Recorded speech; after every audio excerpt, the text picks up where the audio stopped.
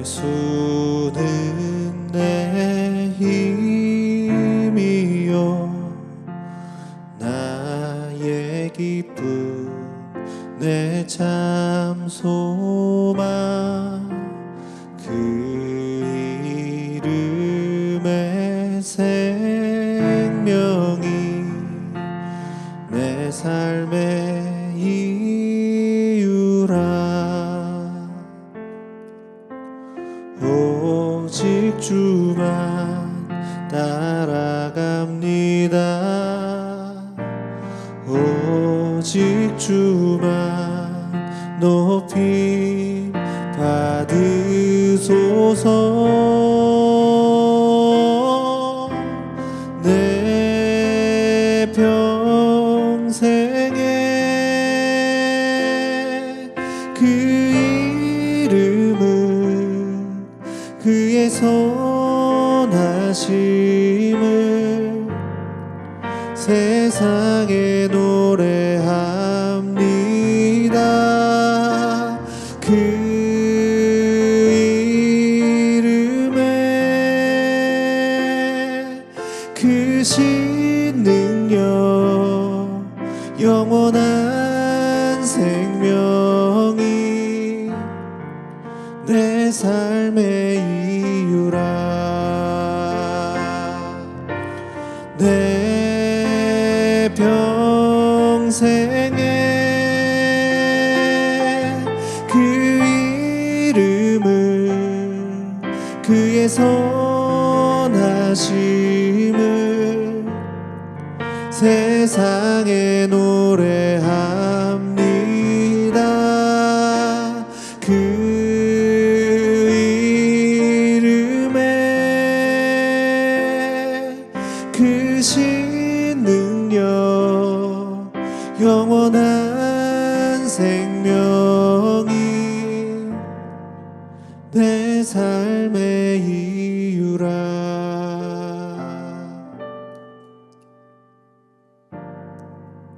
내 삶의 이유라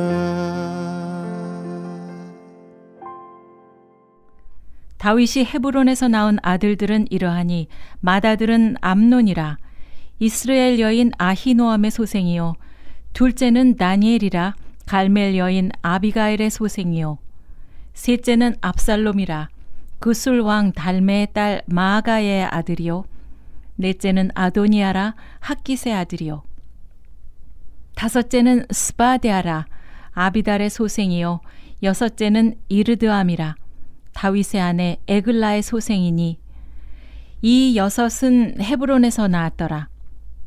다윗이 거기서 7년 6개월 다스렸고 또 예루살렘에서 33년 다스렸으며 예루살렘에서 그가 낳은 아들들은 이러하니 시므아와 소밥과 나단과 솔로몬 네 사람은 다 암미엘의 딸 바스와의 소생이요 또 이팔과 엘리사마와 엘리벨렛과 노가와 네벡과 야비야와 엘리사마와 엘리아다와 엘리벨렛 9사람은 다 다윗의 아들이요 그들의 누이는 다말이며 이 외에 또 소실의 아들이 있더라.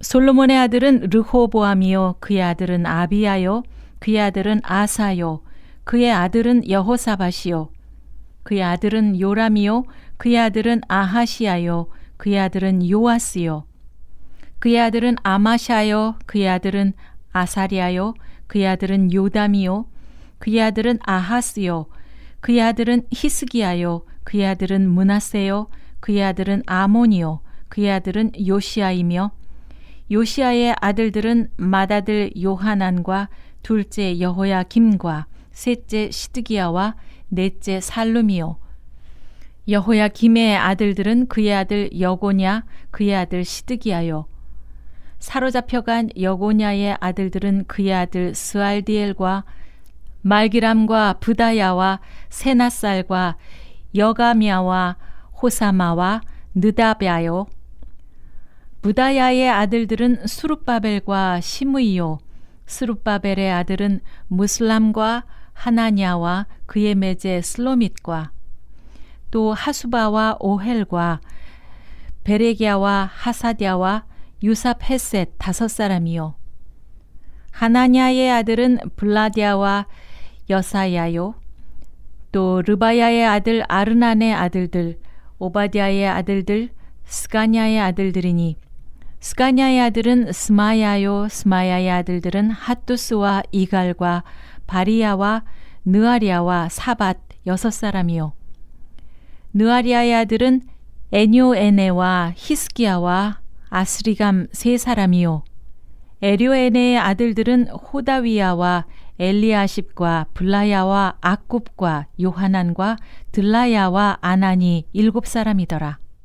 유다의 아들들은 베레스와 헤스론과 갈미와 훌과 소발이라. 소발의 아들 르아야는 야핫을 낳고 야핫은 아후메와 라핫을 낳았으니 이는 소라 사람의 종족이며 에담 조상의 자손들은 이스르엘과 이스마와 잇바스와 그들의 매제 하술렐 보니와 그돌의 아버지 브누엘과 후사의 아버지 에셀이니 이는 다 베들레헴의 아버지 에브라다의 맏아들 훌의 소생이며 드고아의 아버지 아스훌의 두 아내는 헬라와 나아라라. 나아라는 그에게 아훗삼과 헤벨과 네므니와 하하스다리를 낳아주었으니 이는 나아라의 소생이요.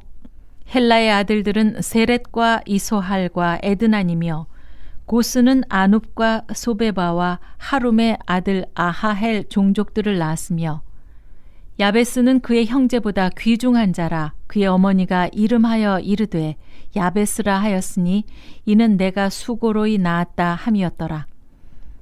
야베스가 이스라엘 하나님께 아뢰어 이르되 주께서 내게 복을 주시려거든 나의 지역을 넓히시고 주의 손으로 나를 도우사 나로 환난을 벗어나 내게 근심이 없게 하옵소서 하였더니 하나님이 그가 구하는 것을 허락하셨더라. 수하의 형 글룹이 무힐을 낳았으니 무힐은 에스돈의 아버지요. 에스돈은 베드라바와 바세아와 이르나하스의 아버지 드힌나를 낳았으니 이는 다 레가 사람이며 그나스의 아들들은 온니엘과 스라야요. 온니엘의 아들은 하닷이며 무오노데는 오브라를 낳고 스라야는 요압을 낳았으니 요압은 게하라심의 조상이라. 그들은 공장이었더라. 여분네 아들 갈렙의 자손은 이루와 엘라와 나암과 엘라의 자손과 그나스요. 여할렐렐의 아들은 십과 시바와 디리아와 아사렐이요. 에스라의 아들들은 예델과 메렛과 에벨과 얄론이며 메렛은 미리암과 삼메와 에스드모아의 조상 이스바를 낳았으니 이는 메렛이 아내로 맞은 바로의 딸 비디아의 아들들이며 또 그의 아내 여후디아는 그돌의 조상 예렛과 소고의 조상 헤벨과 사노아의 조상 여구디엘을 낳았으며 나함의 누이인 후디아의 아내의 아들들은 가미 사람 그알라의 아버지와 마아가 사람 에스드모아이며 시몬의 아들들은 암논과 린나와 벤 하난과 딜론이요. 이시의 아들들은 소헷과 벤 소헷이더라. 유다의 아들 셀라의 자손은 레가의 아버지 에르와 마레사의 아버지 라다와 세마포 짜는 자의 집 곧 아스베아의 집 종족과 또 요김과 고세바 사람들과 요아스와 모압을 다스리던 사람과 야수빈의 해민이 이는 다 옛 기록에 의존한 것이라. 이 모든 사람은 토기장이가 되어 수풀과 산울 가운데 거주하는 자로서 거기서 왕과 함께 거주하면서 왕의 일을 하였더라. 시므온의 아들들은 느무엘과 야민과 야립과 세라와 사울이요. 사울의 아들은 살룸이요. 그의 아들은 밉삼이요. 그의 아들은 미스마요. 미스마의 아들은 함무엘이요. 그의 아들은 삭굴이요. 그의 아들은 시므이라. 시므에게는 아들 16과 딸 6이 있으나 그의 형제에게는 자녀가 몇이 못 되니 그들의 온 종족이 유다 자손처럼 번성하지 못하였더라. 시므온 자손이 거주한 곳은 부엘세바와 몰라다와 핫살수알과 빌하와 에셈과 놀랏과 부두엘과 호르마와 시글락과 벤말가봇과 핫살 수심과 벳비리와 사라임이니 다윗 왕 때까지 이 모든 성읍이 그들에게 속하였으며 그들이 사는 곳은 에담과 아인과 림몬과 도겐과 아산 5 성읍이요 이 모든 성읍 주위에 살던 주민들의 경계가 바알까지 다다랐으니 시므온 자손의 거주지가 이러하고 각기 계보가 있더라.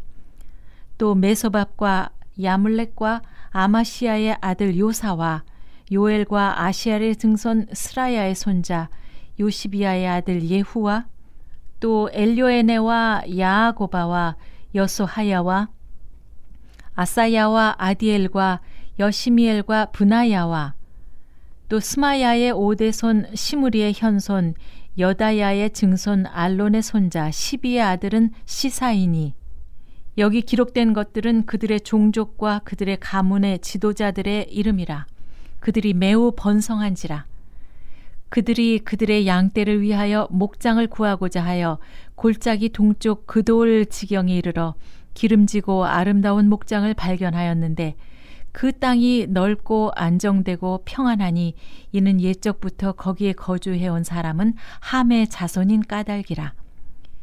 이 명단에 기록된 사람들이 유다 왕 히스기야 때에 가서 그들의 장막을 쳐서 무찌르고 거기에 있는 모님 사람을 쳐서 진멸하고 대신하여 오늘까지 거기에 살고 있으니 이는 그들의 양떼를 먹일 목장이 거기에 있음이며 또 시므온 자손 중에 500명이 이시의 아들 블라디아와 느아리아와 르바야와 우시엘을 두목으로 삼고 세일산으로 가서 피신하여 살아남은 아말렉 사람을 치고 오늘까지 거기에 거주하고 있더라.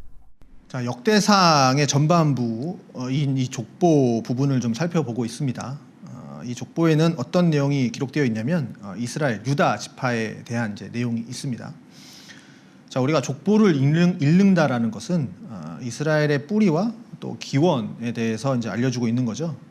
이 역대기가 기록되었던 당시 이 이스라엘은 다시 한번 말씀드리지만 바벨론 또 페르시아 등등 이 거대한 제국들의 이 나라를 빼앗겨서 결국은 이제 포로 생활로 이제 떠돌다가 겨우 이제 예루살렘으로 돌아와서 정착했던 이제 시기였습니다. 자, 이스라엘은 유다는 힘이 없고 또 약했고 또 시간이 지나면서 이 자신들의 정체성에 대한 혼란이 있었다라는 거죠. 혼란스러워하고 있었습니다. 그때 이제 하나님께서는 이 역대기의 이제 이 기록을 통해서 이스라엘 백성들이 지금은 이 페르시아에게 국권을 빼앗긴 작은 변방의 나라처럼 그렇게 살고 있지만 아담으로부터 시작을 해서 노아, 아브라함을 거쳐서 이 다윗에 이르기까지 하나님과 언약을 맺은 그 하나님 나라의 백성임을 이렇게 기억하게 하신 것이죠. 그래서 이제 1장은 아담으로 시작해서 이제 이스라엘로 아담에서 이스라엘로 이렇게 좁혀지고 있는 족보의 내용을 보여주고 있고 또 2장에서 8장까지의 내용에서는 이 이스라엘의 이 12지파의 족보를 보여주고 있고 또 마지막 이 족보의 마지막 이 9장은 포로 귀환한 이제 공동체의 이제 명단이 이제 적혀 있습니다. 자, 이렇게 이제 2장부터 8장까지 이 이스라엘, 유다, 그러니까 야곱의 이스라엘의 이제 12지파의 족보에 대해서 이제 기록하고 있는데, 자, 그런데 이제 족보의 순서를 좀 보면 우리가 일반적으로 알고 있는 그 순서가 아닌 거죠. 순서가 어떻게 되냐면 유다, 시므온, 그리고 이제 요단강을 기점으로 동쪽 지파인 이제 루벤, 갓, 므낫세의 문하세 반지파, 그리고 그 뒤에 이제 레위, 그리고 뒤에 이제 뭐 북쪽 지파들, 마지막은 이제 베냐민 이렇게 순서로 기록되어 있습니다. 자, 역대상 2장 1절부터 2절에서는 낳은 순서대로 이제 장자 순서대로 이제 이름을 나열하거든요. 근데 이제 3절부터는 이제 그 순서를 어기고 장자, 그러니까 루벤이 먼저 나와야 하는데 이게 유다로부터 시작이 되고 있다라는 거죠. 왜 유다로 시작해서 또 마지막은 베냐민으로 맞춰지냐라고 했을 때 남왕국 유다, 그다음 북이스라엘 할 때 남쪽 유다와 그리고 북이스라엘이 분열을 하잖아요. 분열을 했을 때 남왕국 유다는 유다와 베냐민은 이 다윗의 자손이라는 정통성을 가지고 있는 이 핵심 지파였습니다. 그러니까 지금 여기에 기록되어 있는 이 족보는 철저하게 남유다 왕궁이 중심인 핵심인 이 유다와 베냐민이 그래서 이제 첫 번째 유다로 시작해서 베냐민으로 마무리하는 구조. 이 모든 지파의 처음과 끝을 감싸고 있는 구조로 기록되어 있다라는 겁니다. 따라서 역대상 2장부터 이 8장까지의 족보의 내용을 보면 이것은 남유다를 중심으로 해서 역사를 재편하고 있음을 보여주고 있습니다.